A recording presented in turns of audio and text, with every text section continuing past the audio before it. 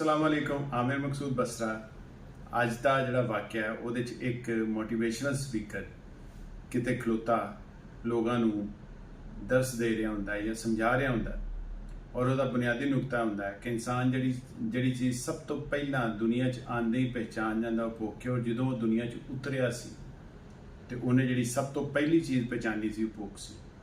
भुख ने उन्होंने कई चीज़ां सिखाइयां और दूसरी जी चीज़ उन्हें दुनिया आंदे पहचानी सी भुख तो बाद वो सी डर।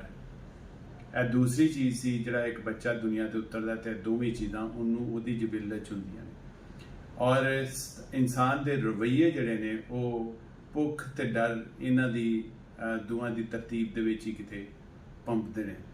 हुण इहदी मिसाल अगर लई जाए तो इहदी बड़ी सिंपल मिसाल जिहड़ी उन्होंने दित्ती वो यह दित्ती कि जिवें देख लो माँ बाप बच्चों अपने तो कमज़ोर समझते होंगे ने तो उन्होंने इज्जत नफ्स को महसूस नहीं करते। कभी यह नहीं जानते कि साडा बच्चा किहड़ी गल तो किस तरह फील करता है कि महसूस करता है। मसलन वो अगर बुरा महसूस करता है कि उन्होंने किसी भी अमल में लोगों से डिस्कस किया जाए इर्द गिर्द भैन भरावां या उन्होंने सामने उन्होंने डिस्कस किया जाए या उन्होंने मना इस तरीके ना किया जाए जो तरीका उन्होंने पसंद ना होए तो असीं कभी ख्याल नहीं करते मर्द औरत कभी नहीं, क्योंकि असीं यह सोचते होंगे कि बच्चा साढ़े तो कमज़ोर है।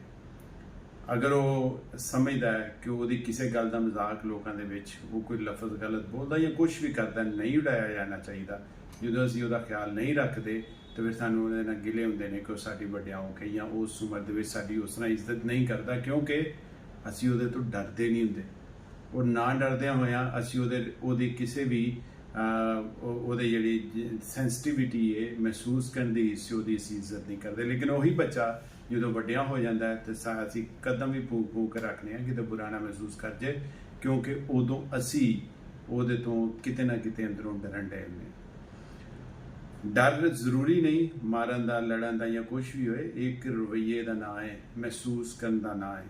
और जो असीं करने उदों असीं अपने गिरद बहुत सारी एहतियातां और बहुत सारी चीज़ों नाफज करने तो सानू वेखना चाहिए असी जिंदगी किथे किथे इन्हां चीज़ों अवॉइड करने गैर जरूरी तौर पर सिर्फ इस वजह ना कि दूसरे लोग सानू कुछ असी उन्होंने को डरते नहीं और सानू कुछ कह नहीं सकते तो कभी उन्होंने अवॉइड नहीं करते। बच्चा पैदा होंदे ही एक फितरत लैके आंदा जी भुख और डर वो नाल हुंदी है। और जो वड्डा हो रहा होंदा जी सब तो पहली चीज़ वो अंदर एहसास आ रही होंदी वो इज्जत। और बहुत सारे लोग ये एडा ज़्यादा सेंसिटिव नहीं होंगे और बहुत सारे होंगे ने। हुण यह माँ बाप का काम है कि अपने बच्चों महसूस करने को किवें फील करते हैं। इस तरह ही कोई ऑडियंस के विचों एक बंदा उठ के पूछता है कि कोई मिसाल दो कि डर की, कहता चलो डर की तेन सब तो वड्डी मिसाल देनी। एक कश्ती जा रहे होंगे ने कुछ लोग तो वो एक बच्चा पानी च डिग पैंदा तो सारे रौला पा देंगे ने, माँ भी रोन लग पैंदी पर कोई छाल नहीं मारता। एक बंदा विचों छाल मारता और बच्चे नूं फड़ के लै आउंदा। सारे उसकी तारीफ करते हैं, क्या बात है तेरी, क्या बात है। वो कहता बात नूं छड्डो, दसो मैनूं धक्का किहने दिता सी। तो ये वाली जी गल है यकीनन तुहानूं समझ आ गई होनी है।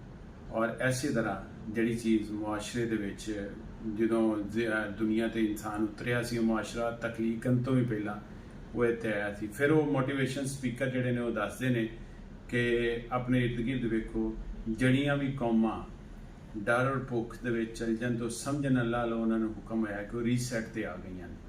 और जड़ियां कौमां रीसैट ते आ जांदियां और उस तो बाद उस रीसैट तो बाद अपना निज़ाम और सिस्टम डिवेलप कर लैंदियां ने। जिवें इंसान ने अपने डर और भुख तो बाद कीता तो तरक्की करदियां और वो उन्नी ही तरक्की करदियां ने जिन्ने उन्होंने निज़ाम मजबूत होंदे ने। और जड़ियां कौमां दे विच इस तो बाद भी निज़ाम मजबूत ना हो तो फिर वो दोबारा रीसैट के बटन पर जरूर जाती है। ये वाला आर्टिकल आपने देखा, ये वाला है ब्राउन, चॉकलेट ब्राउन, शलवार कमीज के टैब में 5000 में पैच और कितने खूबसूरत खूबसूरत डिटेल छोटे छोटे फैशंस के साथ ही बहुत खूबसूरत फैब्रिक, मज़े का फैब्रिक जो आपको बहुत पसंद आएगा। अभी ऑर्डर दें मकसूद.pk पर, MAQSOOD.pk, आपको ज़रूर पसंद आएगा। फ्री होम डिलीवरी के साथ ऑर्डर करें और दोस्तों को भी बताएं। अब आपसे इजाज़त चाहता हूँ, अल्लाह हाफिज़।